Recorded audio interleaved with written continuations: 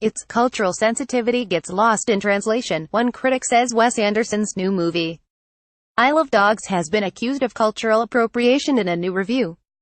Isle of Dogs, the first film Anderson has directed since 2014's The Grand Budapest Hotel, is a stop-motion animation that follows a pack of dogs who are forced to fight for survival after a canine-borne disease in Japan results in their exile to a bleak and barren island.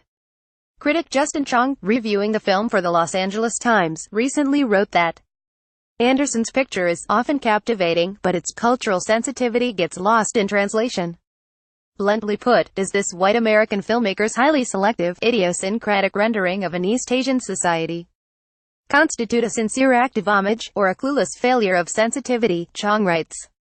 For what it's worth, every one of Anderson's films is an act of imaginative plundering, a crazy quilt of popular touchstones and personal influences, tailored to a specific milieu, designed to flatter his sophistication and the viewers as well. Anderson's appreciation of Japanese culture is nothing if not wide-ranging. Chong adds, Anderson, a stickler for verisimilitude even in the weirdest situations, has the human residents of Nagasaki City speak their native Japanese, a choice that would seem respectful enough except for the conspicuous absence of English subtitles. The dogs, for their part, all speak clear American English, which is ridiculous, charming and a little revealing. You can understand why a writer as distinctive as Anderson wouldn't want his droll way with the English language to get lost in translation. But all these coy linguistic layers amount to their own form of marginalization, effectively reducing the hapless, unsuspecting people of Nagasaki to foreigners in their own city. Quote, I can hear your indignant protests already. This isn't really Japan, stupid. It's Wes Anderson land, and everyone here ultimately speaks his language and his language alone. I like Wes Anderson land, it's always a fun place to visit.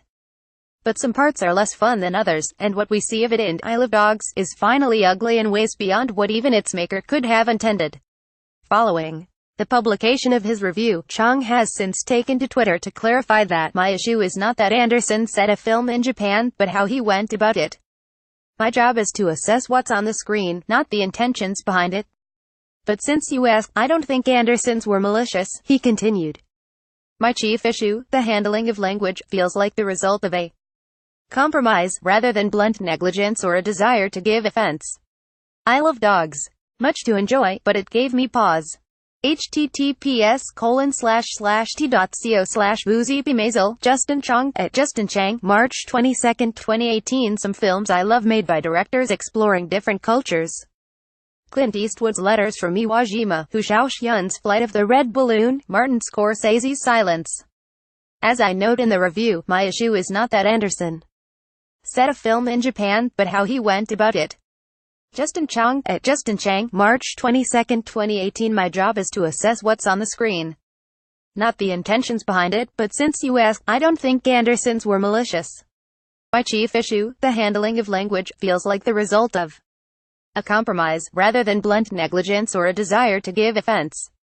Justin Chong, at Justin Chang, March 22, 2018. Many praised the reviewer for raising the issue of cultural appropriation.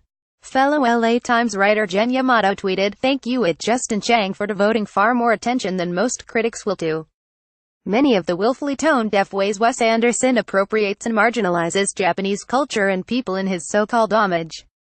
It is ugly, indeed. Of the willfully tone-deaf ways Wes Anderson appropriates and marginalizes Japanese culture and people in his so-called homage. It is ugly, indeed.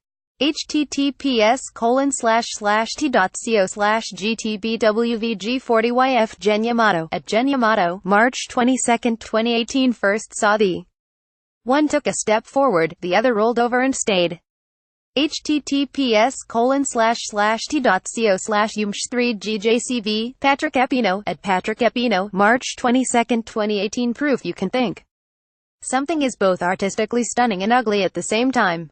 https://t.co/oak1lxqqzv, Audrey Cleo, at Audrey Cleo, March 22, 2018. However, others didn't agree. You don't get Wes Anderson at all. This piece is infuriating. It's almost as if you believed that Steve Zissou was an accurate depiction of all white sailors. Humph, at Petite Bitch, March 22, 2018. I see your point of view and hope things changed in the future. I honestly don't think Wes Anderson was making a movie trying to depict and show what Japan is really like because it is in fact a futuristic setting. Humans are pretty much vile to begin with and hurt the planet. Carlos, at Solric Cloudmaker, March 22, 2018. Other reviews have been more favorable. Everything you might expect to be cute, charming and generally edible about a canine-themed Wes Anderson stop-motion animation is spectacularly upended, then poured into a landfill. During Isle of Dogs, Tim Robey wrote for The Telegraph.